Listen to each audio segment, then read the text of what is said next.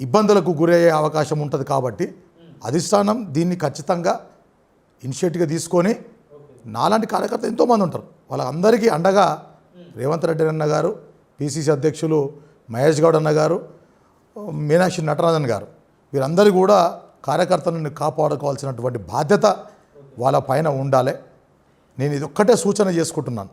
Raj news ముఖంగా నేను ఒక్కటే విన్నవించుకోవడం ఏంటంటే, దయచేసి కాంగ్రెస్ పార్టీ నాయకులు, కార్యకర్తలు ఎవరైతే కాంగ్రెస్ పార్టీకి అండదండగా ఉండి నేటి వరకు పార్టీని విడవకుండా కష్టకాలంలో ఉండి మీతో పాటు ప్రయాణం చేసినందుకు వారిని గౌరవించుకుంటే పార్టీ ఎప్పుడు కూడా ఓడిపోకుండా తెలంగాణలో రూలింగ్ గవర్నమెంట్గా కాంగ్రెస్ పార్టీ ఉంటుంది.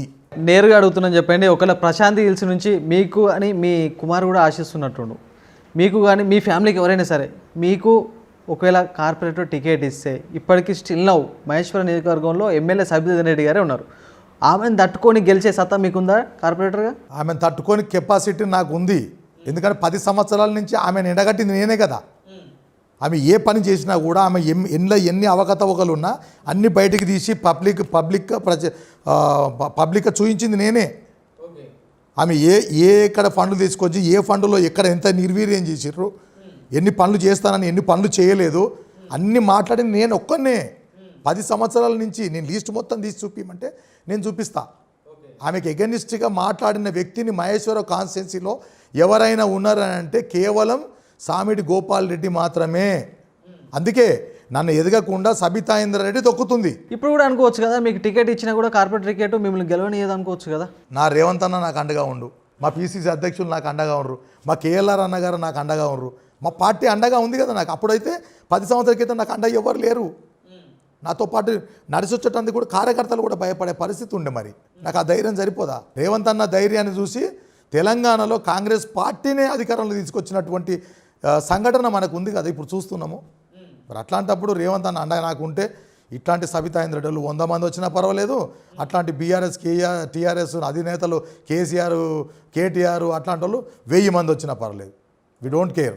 మేము పబ్లిక్లో ఉన్నాం, ప్రజల సేవలో ఉన్నాం, ప్రజల సేవస్సు కోరి అహర్నిశలు శ్రమిస్తూనే ఉన్నాం. దాదాపు 13-14 గంటలు నేను ప్రజా సేవలోనే ఉంటాను. మొత్తానికి అయితే కార్పొరేటర్గా పోటీ చేయడానికి సిద్ధమయ్యారు, రైట్. అదేవిధంగా జిహెచ్ఎంసీ డీలిమిటేషన్లో భాగంగా మీ ప్రాంతాన్ని మున్సిపల్ కార్పొరేషన్ ఉన్న ప్రాంతాన్ని జిహెచ్ఎంసీలో కలపడం జరిగింది. అది మీ ప్రాంతానికి లాభం అనుకోవచ్చా, నష్టం అనుకోవచ్చా? 100% లాభమే ఉంటుంది.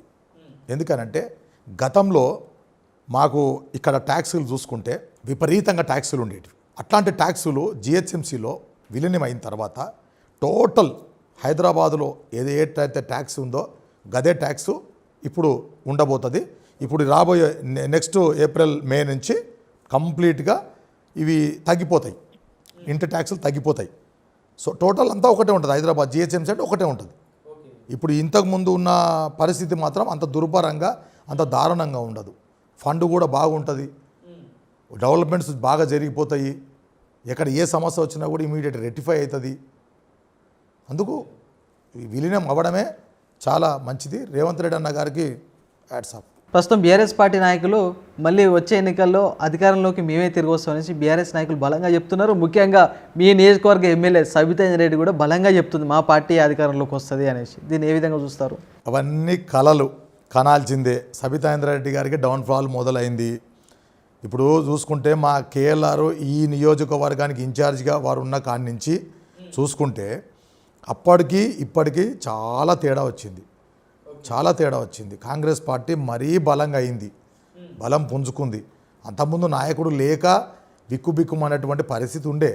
ఇవాళ నాయకుడు లేక ఏం కాదు, నాయకుడు గట్టి నాయకుడు ఉన్నాడు, అధికార పార్టీ ఉంది, కార్యకర్తలు కూడా బలంగా తయారవుతున్నారు. ఖచ్చితంగా కాంగ్రెస్ని ఓడించే శక్తి ఇక ఈసారి మాత్రం ఉండదు. ఖచ్చితంగా అధికార పార్టీ మాదే ఉంది.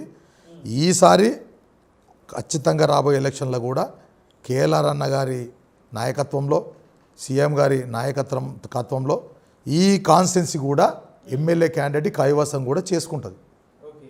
అంతకుముందు లెక్క లేదు, ఇప్పుడు చాలా మారింది. కార్యకర్తలు చాలామంది కూడా సిద్ధంగా ఉన్నారు గెలిపించుకోవడానికి. ప్రస్తుతానికి కాంగ్రెస్ పార్టీ అయితే ప్రభుత్వంలో అయితే మీ రంగారెడ్డి జిల్లాకు ఇప్పటివరకు మంత్రే లేడు, అలాంటిది మీకు సన్నిహితంగా ఉన్నటువంటి కుటుంబం నుంచి మల్లెడి రంగారెడ్డి గారు మంత్రి పదవి ఆశిస్తున్నారు రంగారెడ్డి జిల్లాగా. ఆయనకే మంత్రి పదవి వస్తలేదు. ఏంది పరిస్థితి, ఎట్లుంది కాంగ్రెస్ పార్టీలో? వస్తుంది, అదేం చెప్పాను కదా, ఏదున్నా కూడా కొంచెం తలరాత కూడా చాలా ఇంపార్టెంటు. సో అధికారం ఆలోచించే విధానం కూడా కొద్దిగా ఫాస్ట్గా ఆలోచన చేసి ఈ రంగారెడ్డి జిల్లాలో గెలిచినటువంటి ఏకైక వ్యక్తి మల్లెడ్డి రంగారెడ్డి గారే. ఆ ఇమేజ్ ఉంది, ఆ చరిస్మా ఉంది, 10 మంది మాట్లాడేతోటి ఆ వాగ్దాటి ఉంది, అధికారులని పిలిపించి మాట్లాడి ప్రజలకు సేవ చేసేంత కెపాసిటీ ఉంది. పూర్వం చాలా అనుభవం